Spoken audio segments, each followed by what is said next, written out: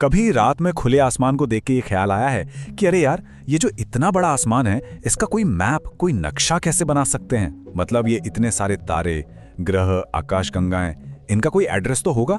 तो चलिए आज इसी की पड़ताल करते हैं और सीखते हैं कि तारों का पता कैसे लगाया जाता है। यही तो सबसे बड़ा सवाल है ना, कि इस अंतहीन आसमान में हम किसी एक अकेले तारे को एक पता, एक एड्रेस कैसे दे सकते हैं।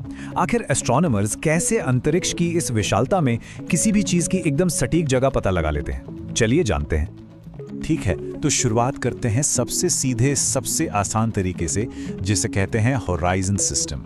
आप इसे आसमान का अपना पर्सनल नक्शा समझ सकते हैं, जो इस बात पर टिका है कि हम ठीक इस वक्त कहां खड़े हैं। इस सिस्टम का सबसे पहला और जरूरी रेफरेंस पॉइंट है जेनिथ, और ये बहुत ही सिंपल है।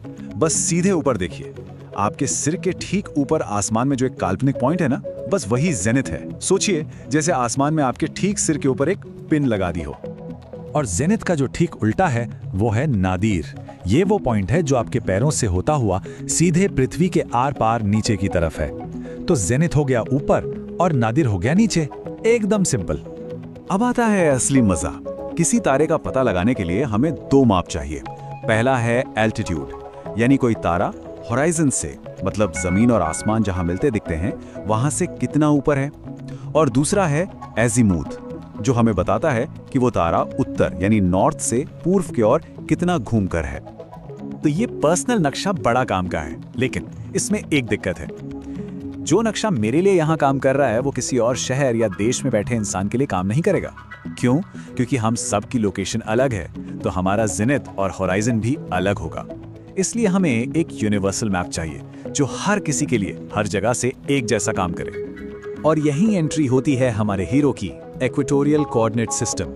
ये वो स्टैंडर्ड नक्शा है जिसे दुनिया भर के एस्ट्रोनॉमर्स इस्तेमाल करते हैं। और इसकी खास बात यह है कि ये हमारी लोकेशन पर नहीं, बल्कि दूर के तारों के हिसाब से फिक्स रहता है। अब ये डिक्लिनेशन और राइट असेंशन सुनने में थोड़े भारी शब्द लगते हैं, है ना? लेकिन इन्हें समझने का एक बहुत ही आसान तरीका है। बस अपनी धरती के नक्शे के बारे में सोचिए।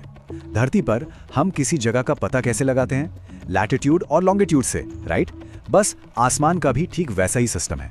लैटिट्यूड की जगह है डिक्लिनेशन और लॉन्गिट्यूड की जगह है राइट असेंशन। सिंपल। चलिए इसे थोड़ा और समझते हैं।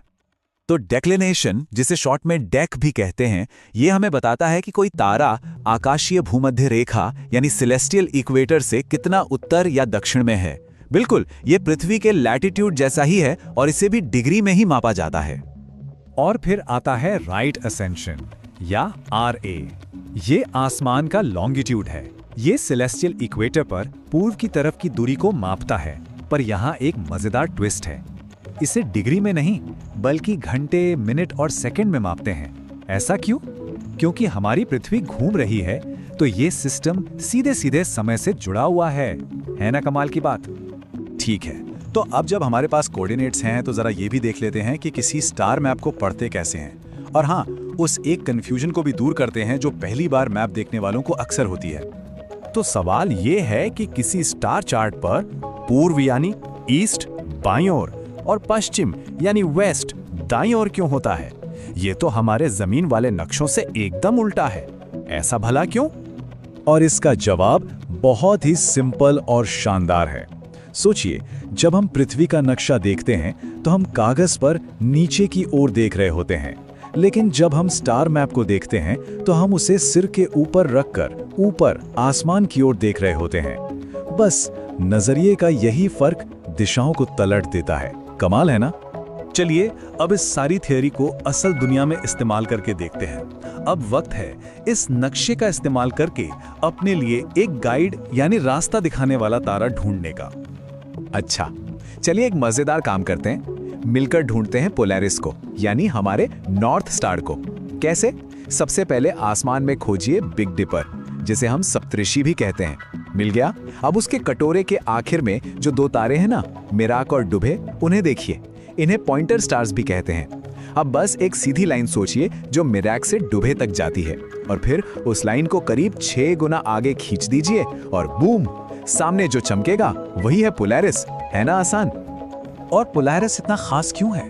क्योंकि ये लगभग सीधे हमारे उत्तरी ध्रुव यानी नॉर्थ पोल के ऊपर है। तो जब हमारी पृथ्वी घूमती है तो ऐसा लगता है कि बाकी सारे तारे पोलैरिस के चारों ओर चक्कर काट रहे हैं, जबकि वो अपनी जगह पर एकदम टिका रहता है। और यही चीज इसे नेविगेशन के लिए एक परफेक्ट फिक्स्ड पॉइंट बनाती है। आखिर में इन सारी टेक्निकल बातों के बाद एक बात याद रखिएगा, कभी कभी सबसे अच्छा यही होता है कि हम इन सेलेस्टियल कोऑर्डिनेट्स के चक्कर में ना पड़ें और बस आसमान को देखें, उसकी खूबसूरती को महसूस करें, बस ऊपर देखें और अपनी कहानियां ढूंढिए।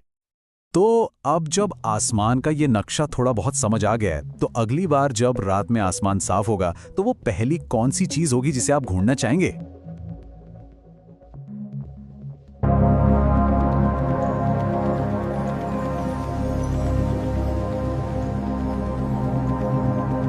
ज्ञान ही शक्ति है। अधिक जानने के लिए सनातन एस्ट्रो को लाइक करें और सब्सक्राइब करें।